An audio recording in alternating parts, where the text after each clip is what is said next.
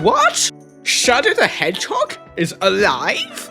You mean to say that when he died, he didn't actually die because he was just too popular to be killed off? Oh, I'm shaking.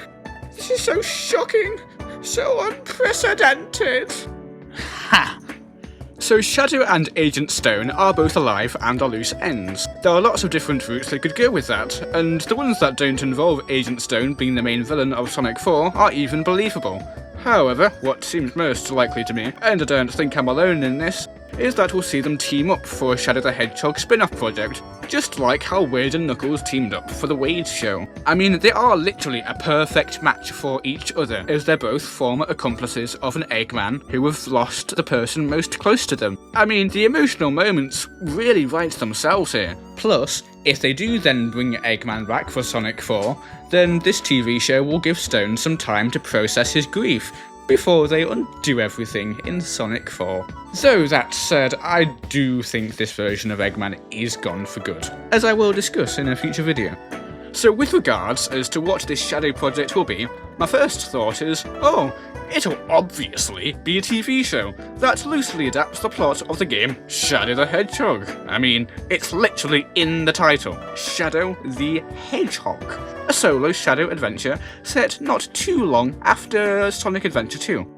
Of course, no doubt we will get to see a lot of Agent Stone as well, meet his family, watch him as he makes some guac, depression guac, and even find out his real name, because, you know, they've got to keep the budget of the show low somehow after all. That said, I do think we'll still see more of Shadow in this show than we did of Knuckles in the Wade show. I mean, there's a very good chance that the meteorite that Shadow arrived on in Sonic Movie 3 is a shard of the Black Comet, and as the old saying goes, where there's the Black Comet, Black Doom isn't too far behind. I think it was Honey the Cat that said that. Some might say that by including the Black Comet in Sonic Movie 3, that the writers were foreshadowing this TV show. Others might say it was just an Easter egg, or the writers just keeping their options open for Sonic Movie 6. And really, who can tell? Problem number square, and yes, I'm referring to it by a shape because I've already lost count, is the fact that Keanu Reeves is probably a wee bit too expensive for a TV show. But that's easily solved, just make it a film instead. In fact, if you believe industry insider Daniel RPK, that's literally what they're planning to do anyway, if Sonic 3 is a big success. Which, I mean, you take a look at these numbers, and you tell me if you think it was a big success. Problem number 3, which is the biggest one of all in my opinion, is to do with the chronology of things. If there was only one Metal Sonic in the end credit scene for Sonic 3, we could probably just say, yep, Sonic 4 will adapt Sonic CD, and that would be that. But, with there being an entire army of them, I mean, come on, this has got to be leading up to Metal Overlord from Sonic Heroes, right? Like, in the final confrontation, they'll all fuse together into one giant robot, and maybe even get their hands on the Master Emerald and become Master Overlord. And furthermore, if you cast your lovely minds back to the end credit scene of Sonic 3, Amy, she really didn't seem like the damsel in distress that she was in the Sonic CD, did she? A lot more competent, wouldn't you say? Like in, I don't know, Sonic Heroes by any chance? But why is this important, I hear you say? It's because let's imagine that Sonic 4 will be a Sonic Heroes adaptation, and that the Shadow the Hedgehog movie will be an adaptation of Shadow the Hedgehog. So far, we've been discussing these films with the assumption that Shadow would come first, you know, as a spin-off title to bridge the third and fourth Sonic films. But if Shadow the Hedgehog comes after Sonic Heroes on the timeline, then it makes no sense to release Shadow first. Sure, I guess they could release a Shadow movie after Sonic 4, but at that point, it's not really a Sonic 3 spin-off anymore, is it? It's a Sonic 4 spin-off. So are there any alternatives? Well, they could go and tell an all-new story, like the Wade show sort of did.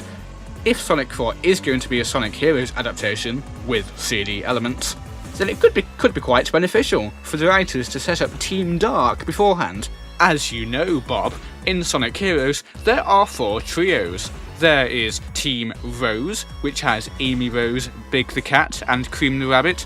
there is Team Chaotix with Vector, Rhino, Bumble. Then there's Team Dark with Shadow, Rouge, and E123 Omega. And then there's Team Sonic, whose members are unknown and unguessable.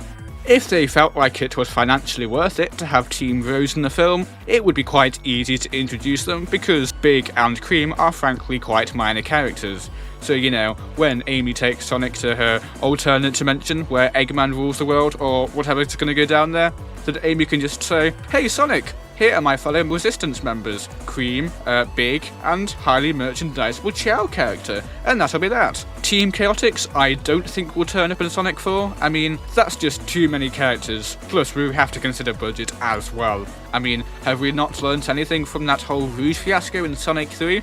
Speaking of Rouge, Team Dark. So, the obvious problem with introducing Team Dark in a Shadow movie is that it could be a bit punishing for those who skip the film and go straight to Sonic 4. Obviously, they already know who Shadow is, but Rouge and E123 Omega, there's a good chance they might have never seen before, particularly if they're, casual non-fans. But there's a solution. It's called Agent Stone. Everyone knows who Agent Stone is. Everyone loves Agent Stone. So have Agent Stone be on Team Dark. He can take the place of E123 Omega. Obviously, replacing Sonic characters with human characters is a potentially inflammatory business, but I think there's ways they can pull it off. Especially, for example, if if Stone creates a robot mech to use in battle that, just happens to be called E123 Omega. Now, Rouge is an interesting one because I genuinely don't see them including Amy and Metal Sonic and Rouge in Sonic 4. That's just too much. Too much CGI, But there is a workaround. I know this theory is dead by this point, but remember Rockwell from Sonic 3? Yes, there was no hints towards this in the film at all. But what if she is actually Rouge, wearing one of those holographic disguises like the ones Tails used? This is game-changing, because it means that Rouge can feature in stuff, but stay in her human disguise a lot of the time, meaning the CGI costs for her are a lot lower. Plus, it then means that she's technically not a new character being introduced in a spin-off movie, because, she was actually in Sonic 3 all along. Okay, yes, this is dumb, but have you seen Paramount? So I think what's most likely is that the Shadow film will not be an adaptation of Shadow the Hedgehog, but will instead be about the formation of some form of Team Dark. And then, if they want to adapt the Dark Team plotline, they can always do a Season 2 or follow-up film set after Sonic 4. It's a bit dubious, but you know what else is dubious? This fake Nintendo Direct I made. It's got non-existent games like Cooking Dada and a Star Wars Star Fox crossover. I heard that a Nintendo employee even gets murdered during the Direct. Alright, shove off now. I've got some shoveling to do.